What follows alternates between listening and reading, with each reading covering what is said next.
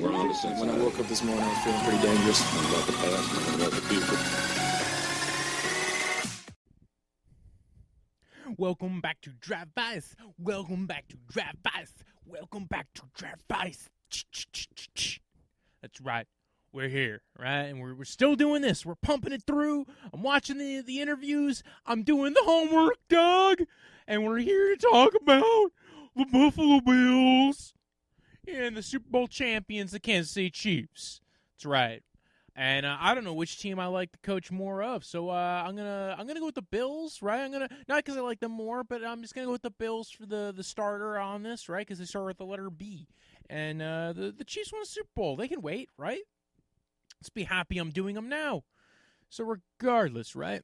We're talking about the Buffalo Bills, head by Brandon Beane and Sean McDermott, the two lovely gentlemen heading up the hopefully now the new division leader in the AFC East. Well, if you're a Bills fan, if you're one of the other three teams fans, you're hoping that that's not the case.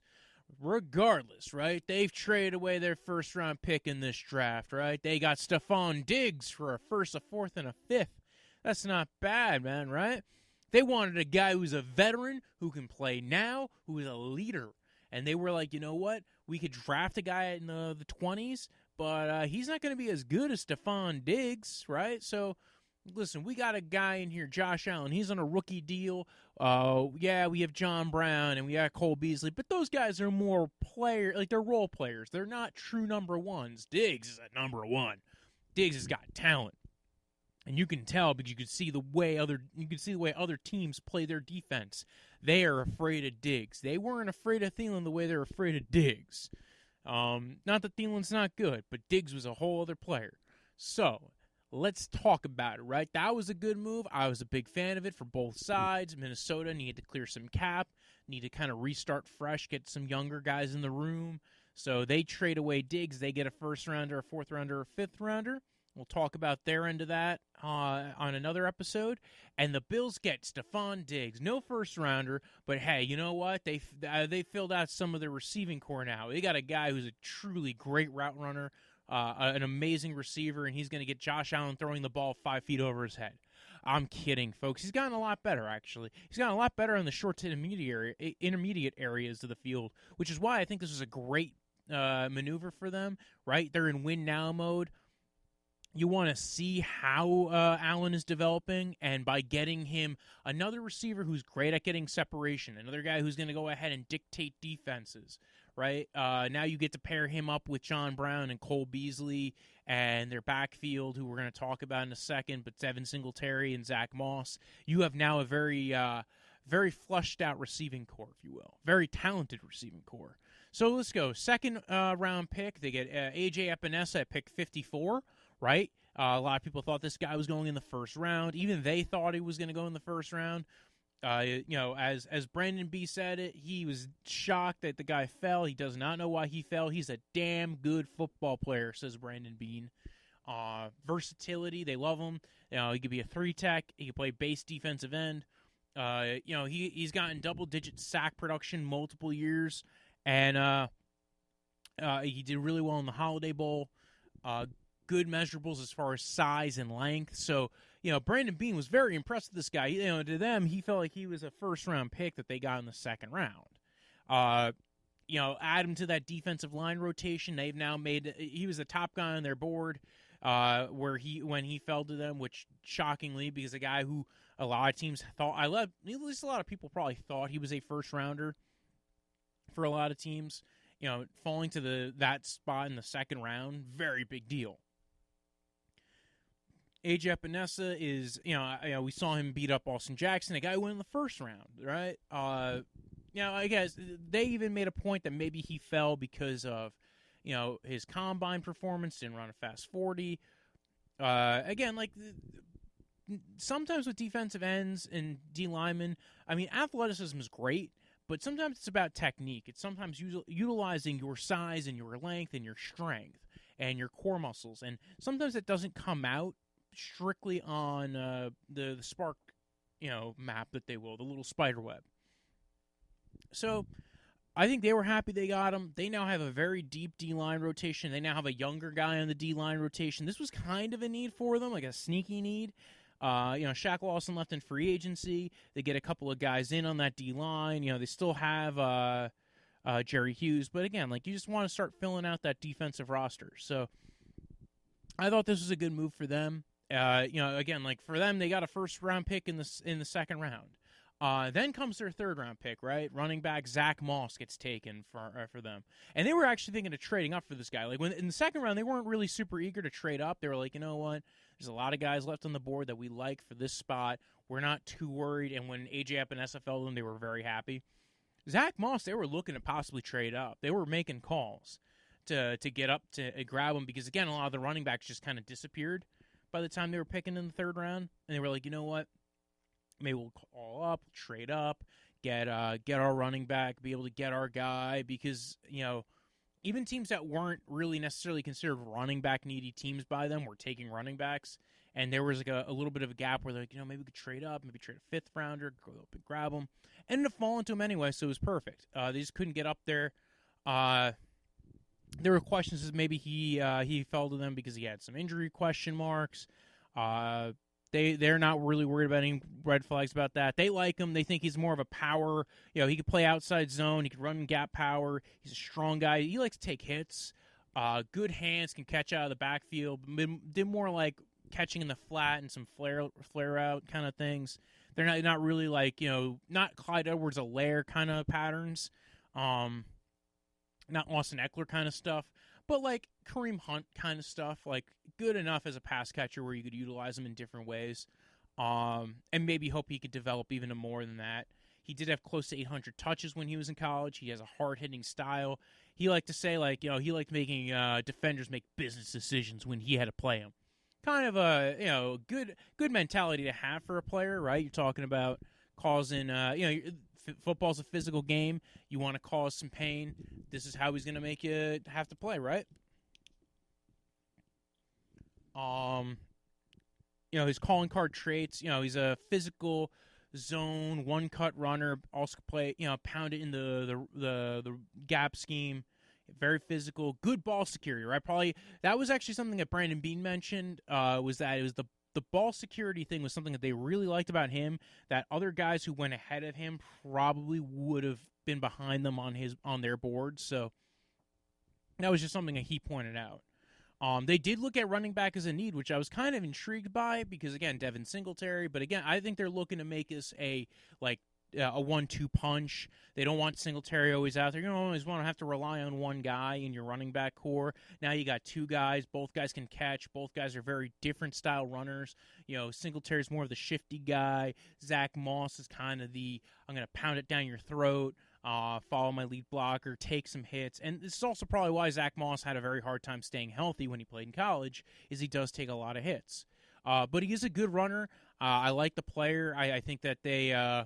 what they have around him as well. Again, like, Buffalo's got a lot of pieces there that are really nice. The fact that they thought running back was a need for them was kind of, again, shocking, but kind of cool. Round 4, they get Gabriel Davis out of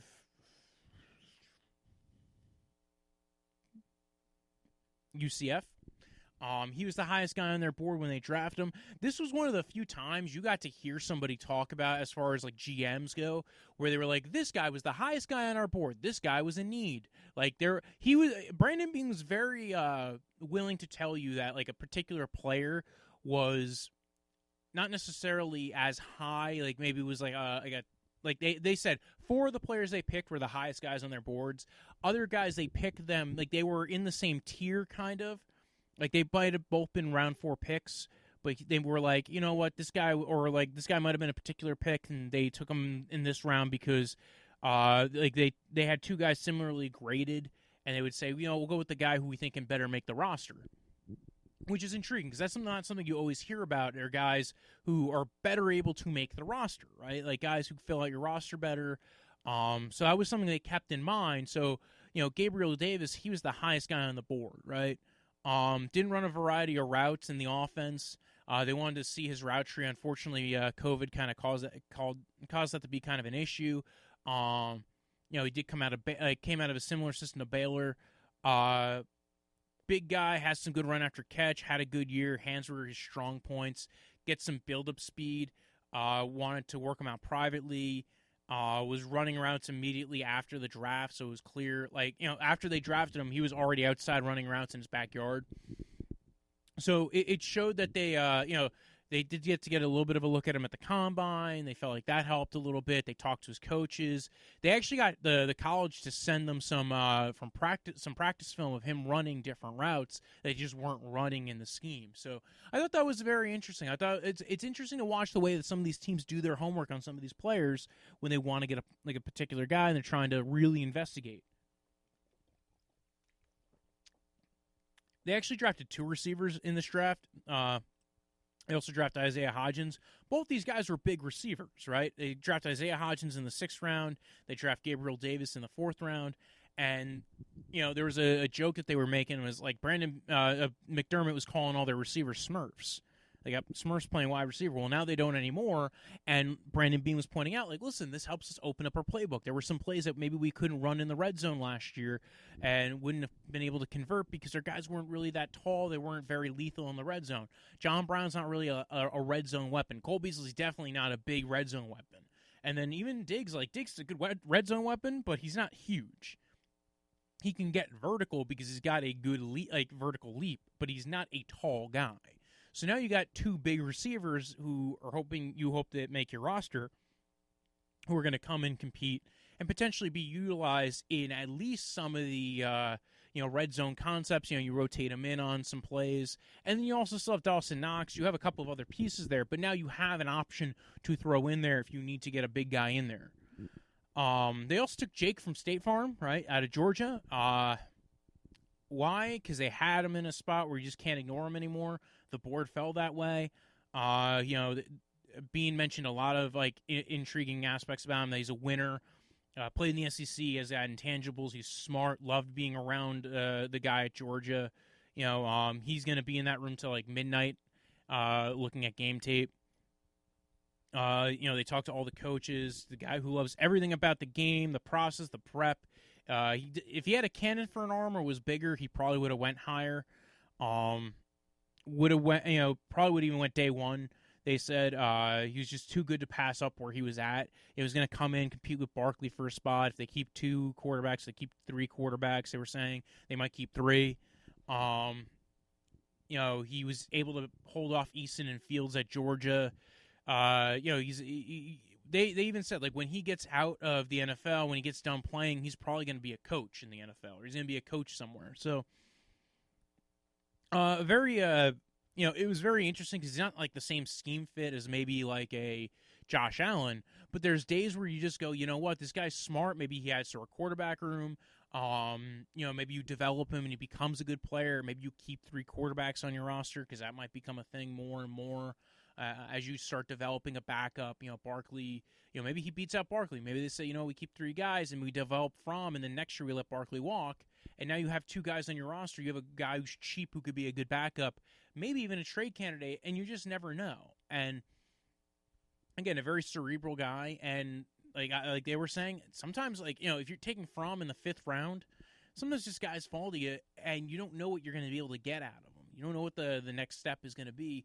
Maybe he becomes a trade candidate down the line for a team that needs a quarterback. So I thought that was very interesting. He's probably going to end up being more of an A.J. McCarron in the NFL, but still, not a bad pickup for them. They took Tyler Bass out of Georgia Southern, a kicker. I met with him at the Senior Bowl, banged some live field goals, has some decent leg strength. They felt like he could, maybe win a spot in Buffalo. They even mentioned they wanted to go into the offseason with 2 kickers and 2 punters on the roster, just to compete in camp, just to make, competition important. Competition brings out the best in everybody, they were saying, even if they aren't going to get rid of Stephen Hauschka.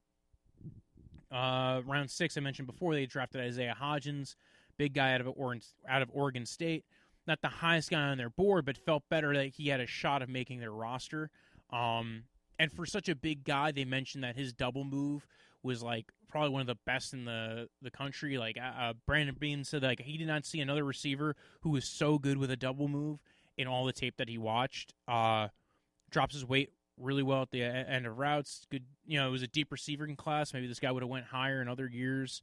Didn't see, like I said before, didn't see another guy win a double moves more than he did. And they were saying before, a bunch of Smurfs at receiver. Everybody's really short. We need to get tall. Now we got 2 guys in the room who could potentially make the roster who can get tall. They also took Dane Jackson out of Pittsburgh.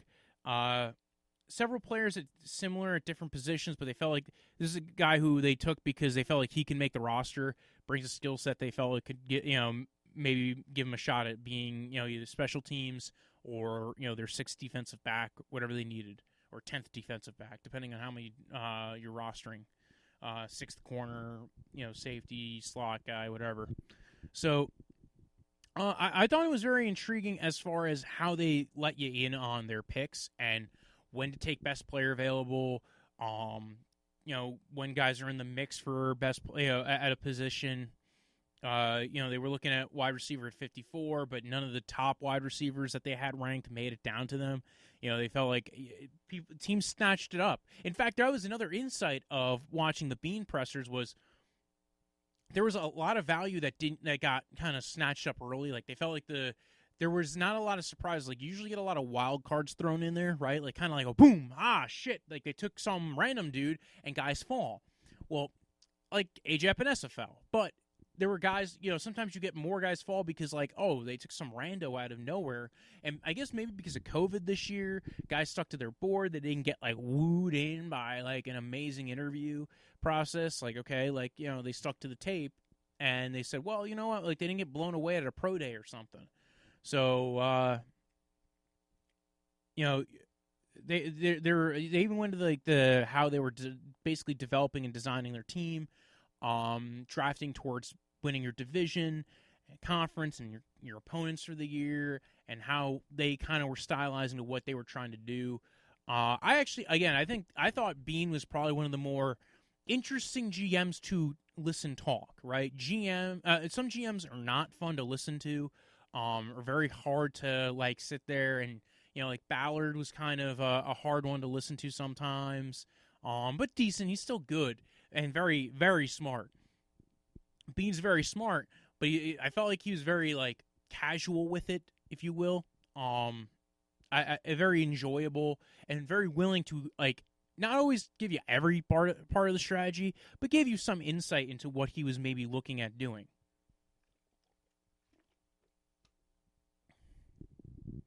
Like I said before, they didn't really reach for need too much, but if you had 2 4th-rounders on the table, 2 guys in the 4th-round grade, and one guy was way lower on the 4th-round grade, but you needed that position more, that's kind of where they were looking at it.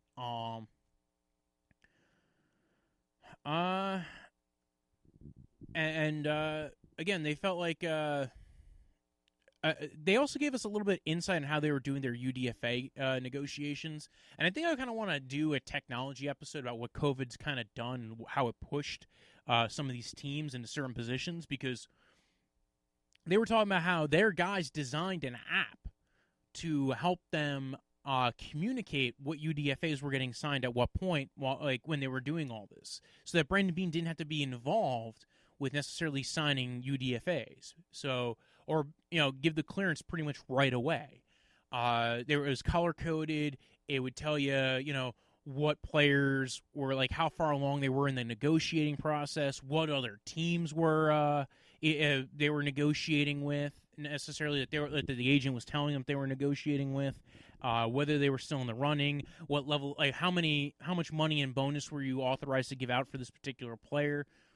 Again, I thought this was very interesting. We're starting to hear different ways that the teams are utilizing technology and utilizing all these kind of methods to boost their productivity. And it's something that maybe the adaptation to COVID stays in the long term. This might be an app they keep using for years on end. I thought this was an intriguing maneuver on their end, and it allowed for communication to be quicker, more efficient, and just allowed them to go ahead and do the UDFAs a lot quicker and be more efficient with how they were handling everything.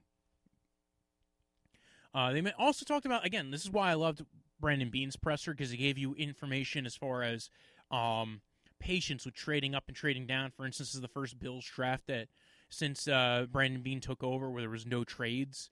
And, he's talking about, like, if they have a real need at a position and a guy with a great grade, they're willing to trade up. They didn't really have a guy with a need at a position. They talked about, some of the schools, like Iowa with A.J. Epinesa, like knowing that coming out of that program, you feel really good about the guy. Injury and how injury would knock somebody down a board, where if it's an ACL, it might be a couple of rounds, or if it's a shoulder, you might not come back till October. Well, maybe that will be like one round. So there was a lot of interesting talk and a lot of discussions on as far as just methodology with how Beane operates a draft that you don't usually get as much insight on when you listen to some of these pressers. Some of the GMs are very tight-lipped, Patriots style. Some just probably aren't even acknowledging these are real things that people talk about. Sometimes it's the questions. Sometimes just some of the reporters and how the GM is willing to answer some reporters. I just felt like the back and forth was very at ease, and just Brandon Beane was willing to give you an insight in how the operation was working. I thought this was very good. I liked listening to Brandon Beane. I feel like this is a very good roster. They had a very good offseason. They lost a couple of guys. They lost Jordan Phillips and Shaq Lawson, but they also re-signed Quinton Spain to a 3-year deal. They signed Darrell Williams, former Panthers tackle. They signed E.J. Gaines, the cornerback. I feel like is a very good depth piece. Is when he's healthy, he's played really well. You have him compete with Josh Norman opposite Trey White. You got Vernon Butler, formerly of the Panthers. A lot of former Panthers guys. Quentin Jefferson, formerly of the Seahawks, to a 2-year deal. They signed Mario Addison, formerly of the Panthers, to a 3-year deal. A.J. Klein, formerly of the Saints, to a 3-year deal. And they signed Josh Norman to a $6 million 1-year deal. I mentioned before, they traded for Stephon Diggs. They signed Brian Cox, defensive end, formerly of the Browns. And, and they also signed UDFA Trey Adams out of Washington, a guy who a lot of people thought was going to be a first-round pick coming into the year, had some injuries, never really came back to full strength. That's a guy who, if he makes the roster, sticks to the team, could be a very good depth piece for them down the line.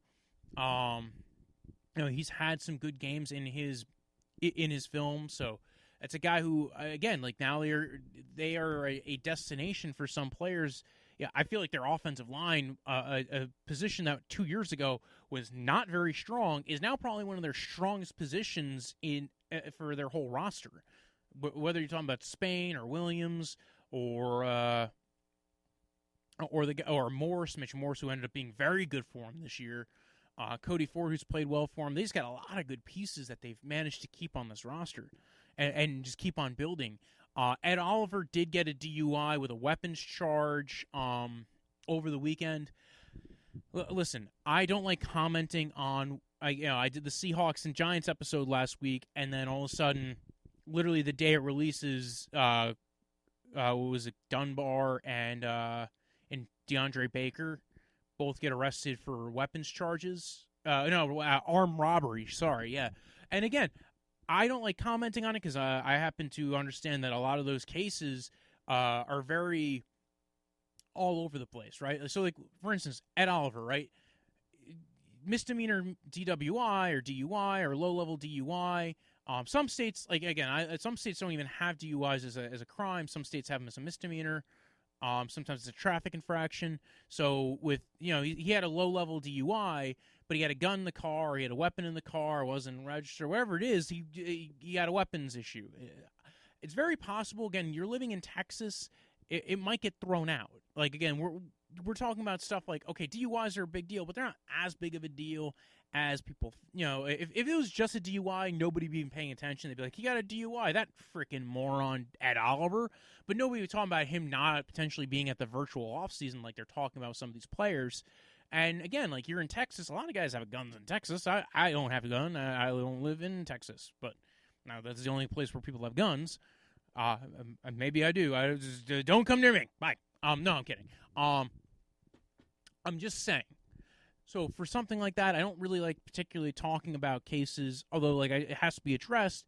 there's a lot of opportunity for this to go different ways. We're hearing a lot now about the DeAndre Baker and Quentin Dunbar cases as we move forward, that there's new affidavits and things like that. And maybe I'll spend a day going over some of these cases as they get kind of more developed. But, like, commenting too much on the facts, like, people go, oh, I can't believe these guys. This guy's an idiot. This guy's doing, what is this guy doing? You know, we just don't know, right? There's a lot of factors that go into that. Yeah, like, I do think that there's some of it is they aren't in structure, and that could be an issue. There's also just the fact that stuff happens. You got a bunch of people with you got a bunch of young guys with a lot of money, and, at least 2 or 3 of them is going to get in trouble every year because it happens. People get in trouble. It happens. And not all the times are they actually guilty of what they're being accused of. So, regardless, it sounds like they're okay with what's going on, that they feel like he'll get it resolved because they are okay with him coming to virtual meetings. And not that I think that that's actually going to help you anyway if you're in a big trouble. Regardless, I just kind of like how the Bills handle things. So, we talked about their free agency on another episode. I just wanted to run it through, and that's why I mentioned all that stuff. So other than that, like, I think their roster is really good. Like I said before, man, if you have a shot to listen to Brandon Beane talk, go do it, because he's willing to let you in on some insight. He's willing to give you the idea of, like, oh, this is how you build a roster. This is how you are utilizing technology to your advantage. They also had if you look at their roster, right, talked a bit about it, right, their receivers. They have Diggs and Brown and Cole Beasley. They still don't really have a lot of depth at receiver. Those top 3 guys are really good. Beyond those 3 guys, it's kind of a weird mix of, like, Isaiah McKenzie, Duke Williams, Robert Foster, Ray McLeod, guys who are like, and guys who they drafted this year. Kind of a weird mixture of dudes. You're not entirely sure how they're going to play.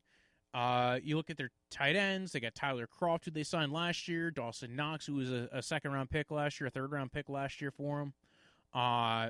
Offensive line, John Feliciano, Cody Ford, Mitch Morse, Quinn Spain, Deion Dawkins, Tyan Secchi, Darren Williams, Evan Boehm they signed as well. Spencer Long. They have very good depth as far as their offensive line goes. Josh Allen has a lot of good pieces around him, right?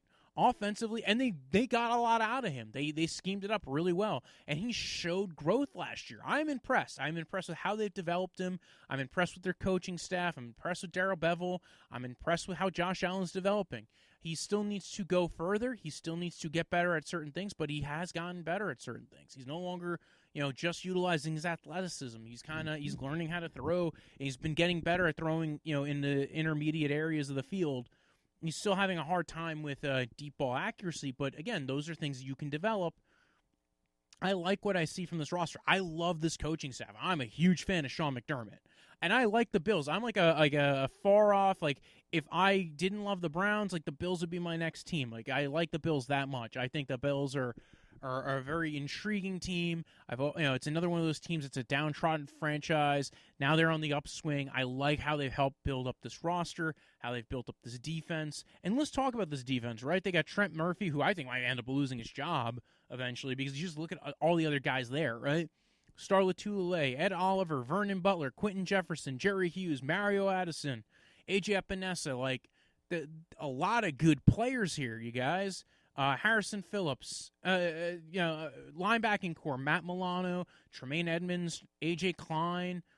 They filled out the linebacking core. Trey White, Jordan Poyer, and Micah Hyde were the keys to that secondary becoming so good so quickly. Their high-end play and their signings turned this team around. And then the drafting of Trey White, those 3 guys are the keys to their defense, and they show, and they even reward them for it. They just they just extended Poyer. I love these guys. I love their players. I love how they utilize them, and I love how they have an idea and a mindset of what they want to go for as far as developing their team. The rest of their cornerbacks. They got Levi Walsh, Josh Norman, E.J. Gaines, Taron Johnson. Again, they are building out the rest of the roster, and there doesn't really seem to be a true weakness here. Maybe the corner opposite Trey White, But again, I don't feel like it's that bad of a weakness. Where going into this year, I think they do need to kind of find another guy eventually who could be the future opposite of him. But everything else here is great. I like this team. I like Sean McDermott. I think he's a great coach. I like his defensive scheme. I think they've gotten the most out of this roster, and they keep on doing more and churning the roster and just making it better. I think the Bills. I think there's a reason why people are talking about the Bills as a playoff contender now, as like as a leader of the AFC East, as far as potentially being a dominant force in the AFC in general. And potentially even maybe getting into a Super Bowl, if all things crack right. I like this team. I like McDermott. I like the Bills, and I like their draft, man. I've not always agreed with every move that Bean and McDermott have made, but, man, dude, they are proving me wrong. They're proving me wrong. Listen, they know shit more than I do, so let's go with Bills are good. The Bills are good. So we talk about the Bills. The Bills are good.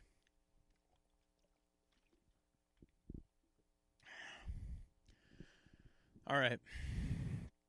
Let's talk about the Super Bowl champions, the Kansas City Chiefs, everybody, with Andy Reid and Hunt and Veach, Brett Veach, right? So, let's talk about them. Let's talk about it. First off, if there was a team that was attacking my heart, right? Like, maybe didn't always pick guys at the best value, but was definitely attacking players I liked, it was Kansas City. First round pick 32, they take Clyde Edwards-Helaire. Man, if you know anything about me, you know I like myself some Clyde Edwards-Helaire. I like him like that. Mm-hmm. Dude is a good pass catcher out of the backfield, good lateral movement, very good vision. He was a driver of the offense at LSU. He was one of the three pieces of the LSU offense that made it work. And I'm telling you this much, him going to Kansas City, oh my God, that's scary, sir. They don't care about defense. They said, screw it, we're just going to do offense. But we're going to do offense in a way that makes everybody afraid. Now, I know people are like, well, they don't. Pat Mahomes isn't going to check it down. Dude, you got Clyde Edwards-Helaire wide open. You're going to throw it to him. Right? He's going to get you 15 yards. He's going to do very well. He's going to break tackles. And now, listen, he's not going to get handed the starting gig right away, but he's definitely better than Darrell Williams, right? I think Pat Mahomes is great. I think they got a good receiving core. I think they got a lot of weapons. They're going to continue to churn the offensive line talent on this roster, right? They even drafted an offensive lineman in the third round called Lucas Niang, another guy who I really like out of TCU. Again, a guy who, had he not had injuries, you probably could look at him. He probably would have went much higher in this draft, but and is held up against Chase Young and Nick Bosa. Again, very good player. People were confused with his footwork. I think that was because some of his tape showed him currently because he got injured not really like late. He got injured during the season, but he was playing through the injury for quite a bit, and then he eventually went out. If he did not have that injury, I'm pretty sure, and he got to play the full season healthy, he would have been a top first-round pick, probably. First-round, top 50 pick, hands down. He was that good of a player when he was healthy, and then, some of his tape looks kind of weird to people because they're like, what's going on with his footwork? And part of his footwork problem was he was injured. It was, you had to kind of change the way, like, it was really hard for him to play. Now, if you look at tape from the year before, it looks a lot better. And even so, when he was playing, even with the weird footwork and the torn labrum in his hip, he was still pretty darn good. So, Brett Veach was very intrigued. So we'll talk about Edwards-Helaire for a little bit again, then we'll go down the list. Worked through the pocket of players who saw that might be there at 32. They felt like he's a unique player with unique talent. They felt like he was the best player available. He's extraordinary. Good interior running ability, plays the game with motion, lateral ability, has all the traits, explosive, can make something out of nothing. I agree with all these statements. Yes, you and me, Veach, we're on the same page. When working through final wave of the process, they sent Andy Reid some of the clips of like, hey, you might like this guy, and he's like, dude, this guy's better than Brian Westbrook, a guy who Reid personally has had dealings with, and he's an all-business player, loves the game, picks it up very quickly. He's going to come in and learn the offense. High football IQ, high character guy. Ed Orgeron talked about him to all the coaches and was like, "This guy's amazing." And he's gonna allow you to spread out a lot of the defenses, right? Not just with his route running, but again, he's very east-west kind of player. Good lateral ability. Their guys are all moving fast, good moving downhill, downfield. You know, you got McCall Hardman, you got Tyreek Hill, you got Travis Kelce. So you guys got, you now have, basically you are playing 5 wide on every play, right? You are full on open every play. There's always a weapon or a piece on the field that you can throw to if you are Pat Mahomes. They are surrounding him with talent. And it was just it was a very good situation. He could fit a gap scheme, a zone running scheme. Kansas City runs a little bit more gap power than say some other teams, but they run zone as well, and a very diverse running scheme as well. Round 2, they took Willie Gay Jr., right? They felt like he was a first-round value player. We hear this all the time from teams. This guy's a first-round value who's high on our board. I think they really meant like they really liked the player. Very athletic. He only played 5 games because he had a suspension. But they did their homework on him. They kind of figured out the issues at college. They talked to the coaches, got an idea of his background. They feel like their linebacking room and Spagnuolo and everybody there is going to make him better and keep him grounded. And listen, you know what? They really like the player. He's really athletic. He's going to be an addition to. He got faster on defense now. Again, like Spagnuolo's defense, it's got it takes time to learn. Now now they're a year in there. They have another guy who's going to fit into that defense.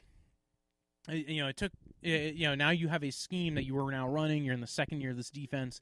Now you're starting to pull pieces to go ahead and stick in there and get your best productivity out of it. Meanwhile, really what you're just doing is trying to just play decent defense for a while you have your amazing offensive explosion of flavor known as the Pat Mahomes Kansas City Chiefs offense. I mentioned before they took Lucas Niang. He's going to probably compete for a guard spot, they said. I thought that was very intriguing. But they're really looking for him to be the long-term answer at tackle at some point, potentially. What they'll do is probably cross-train him. If he makes it onto the ones, he'll be a guard on the ones, and then he'll probably play at tackle on the 2s and the 3s. They felt like depth and speed at linebacker was in need, depth at O-line was in need. Remember, last year, there were a lot of injuries on the offensive line. They did need to play Cam Irvin at tackle. So whenever you have to play Cam Irvin at tackle, you need better offensive linemen. That guy was drafted to be a center by the Browns. And now you're playing him at tackle on the Chiefs. That's kind of how guys like Pat Mahomes get injured. So now they're adding more to that roster. Also, apparently he's fluent in French, which Laurent Duvernay actually is also fluent in French, apparently. Apparently, they have a whole French-speaking offensive line. They could do some pretty cool play calls. That's going to be intriguing. They're going to be like, Chaka me bleu. Oh, all right. So that's we're going to shoot the protections to the left. Wee wee. Anyway, speaking of wee wee, don't know why I said that. Chase Young had a hard time playing against Lucas Niang. Apparently, he had actually mentioned it from when they did play each other. Let's move on to they also drafted safety corner L'Jarius Sneed in the 4th round, was the top of their board on day 3. They drafted Mike Dan out of Michigan, round 5. They took Thacarius Keys, because they traded back into the 7th round. They traded a 6th-rounder pick next year to get back into the 7th round.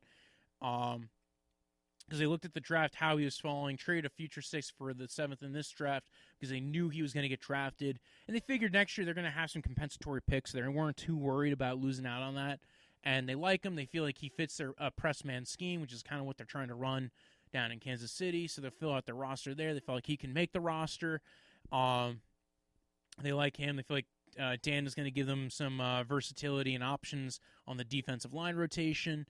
Now they moved to that 4-3. They, have guys who are going to start filling out that roster as well, be able to play tackle or, play like 3-tech or play, base D end.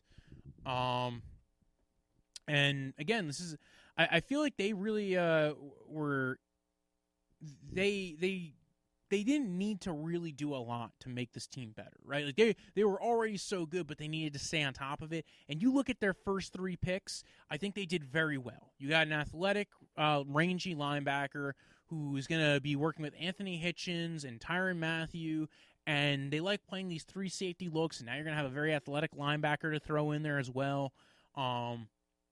Maybe utilize him in the blitz a little bit too, because again, he's fast as hell. So their defense, they're building out the defense a little bit, making it hard to throw through the center of that defense. And then you also have Clyde Edwards-Helaire, who is going to be adding an aspect to this offense that you just did not have. That is, maybe the missing link, right?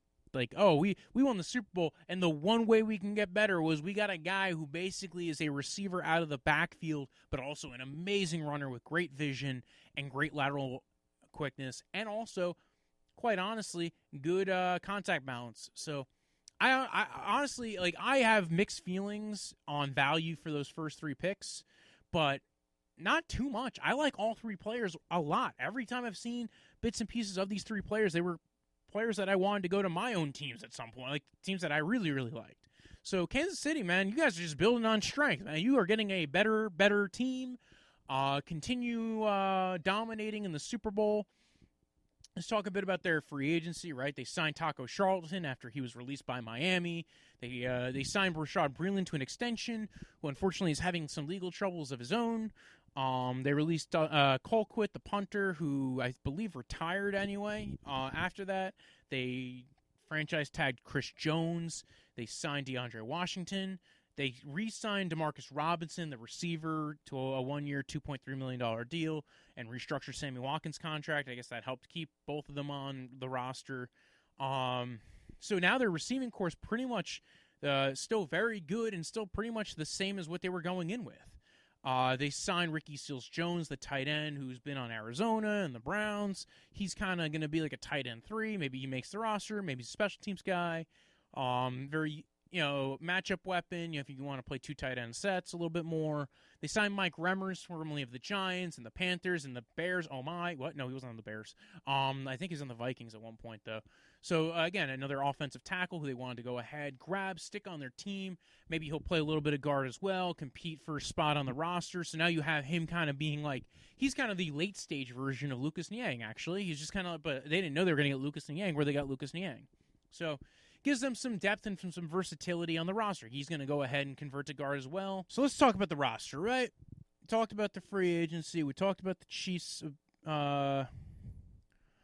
re-signing Robinson, restructuring Watkins. They, they did a lot of moves in free agency as well as in the draft as to filling out the offensive line room. So let's talk about it, right? By the way, they still have Mitchell Schwartz. They still have Laurent Duvernay-Tardif. They have Austin Ryder, who's going to play center for them. They get Nick Alighieri. I don't know who he is. It sounds like Dante Alighieri is the guy who wrote Dante's Inferno, his brother. Eric Fisher, their left tackle. Like I mentioned before, they had signed Mike Remmers in free agency. They drafted Lucas Niang.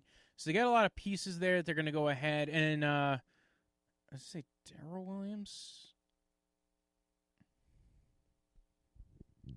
Thought that Darrell Williams is an offensive lineman they got in free agency at UDFA. So yeah, again they're adding to this offensive line because again we saw they had depth issues last year, going in their run up to the playoffs and the Super Bowl, and trying to get guys on cheap deals because again you're gonna have to re-sign Pat Mahomes. Probably Eric Fisher or Schwartz are probably coming to the end of their deals soon. So that's why you draft Lucas Niang, you develop him, and maybe he goes ahead and becomes, your tackle of the future at a position, or at least he's a depth piece that can play tackle as well. Like I said before, you got Patrick Mahomes. They got some interesting pieces as far as receiver, they got Byron Pringle, Demarcus Robinson, Tyreek Hill, Sammy Watkins, McCall Hardman. Those are kind of the guys that potentially contributed last year. They didn't really add many other pieces that make you think that there is going to be much more competition for those spots. Travis Kelce, still Travis Kelce. Clyde Edwards-Helaire, Damian Williams, Darwin Thompson, all going to be very interesting players. I think, and Elijah McGuire, former Jet's going to be there too. I think the Darwin Thompson thing, right? That's a guy who I was hoping would end up sparking up this year.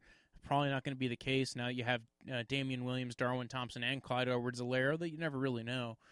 Guys pop at all different times.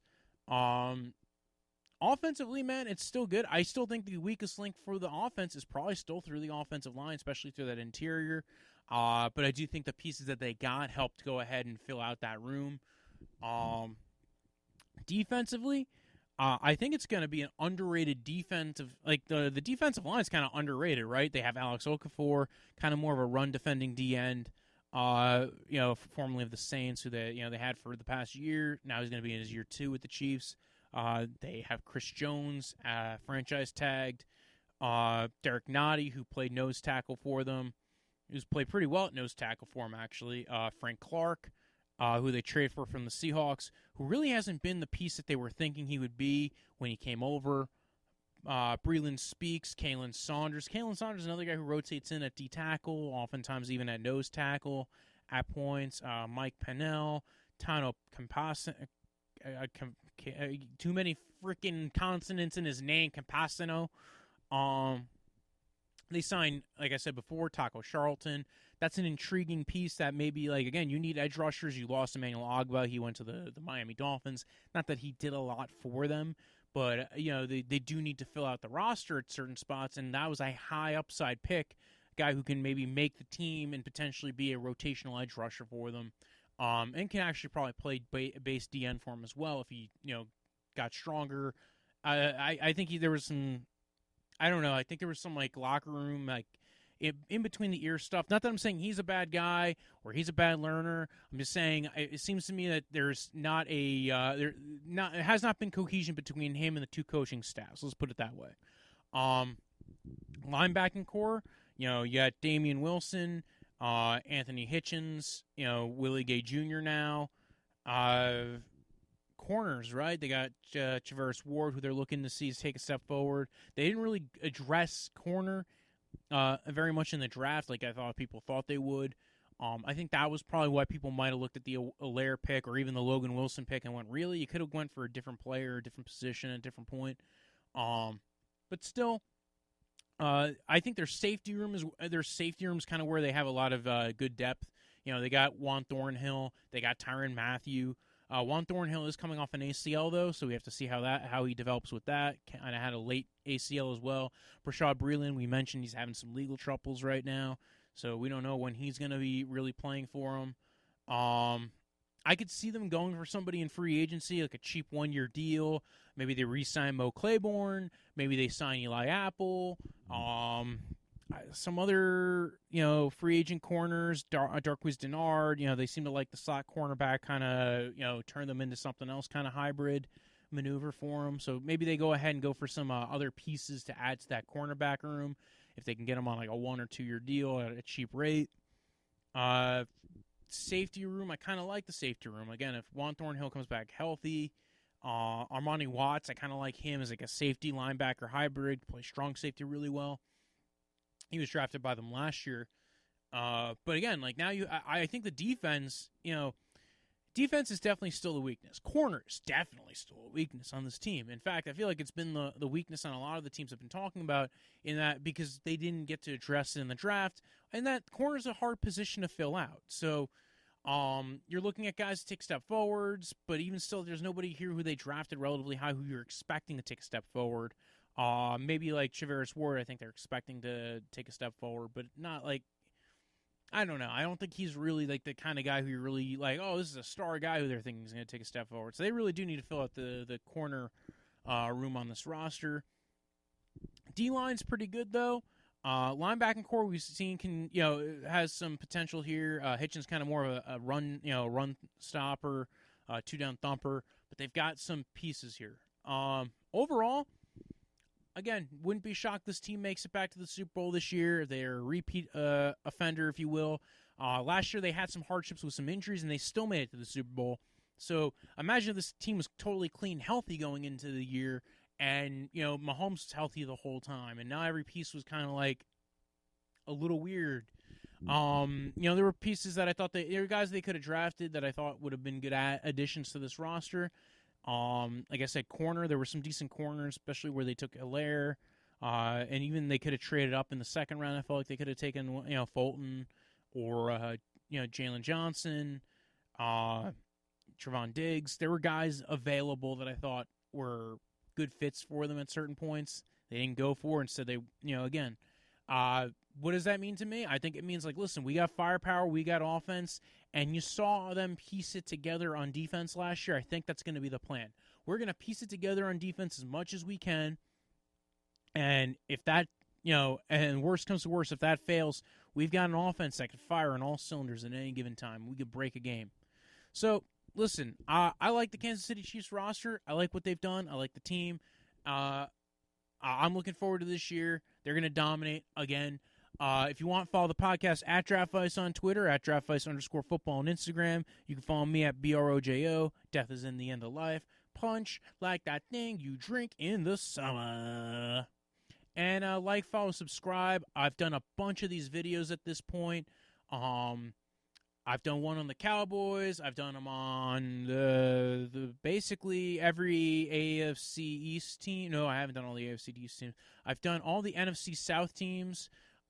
So Falcons, Saints, Panthers, Tampa Bay. I've done the Chargers. I've done Jacksonville. The Saints. I mentioned the Saints. Yeah, so go ahead, check it out. I got the Lions as well. They were a fun one to talk about. The Raiders. By this point, the Raiders have been up. So yeah, check out all those videos and subscribe. I also have a new project. Probably by the time this comes out, it'll be a day from the release of the first video. I'm hoping. I'm saying this. It's called Punk Law 101. Look it up, everybody. It'll be on this channel. So it'll be on the channel for the YouTube. Go ahead, check it out, have fun, and have a nice week, and I will be right back. When I woke up this morning, I was feeling pretty dangerous. About the past and about the future.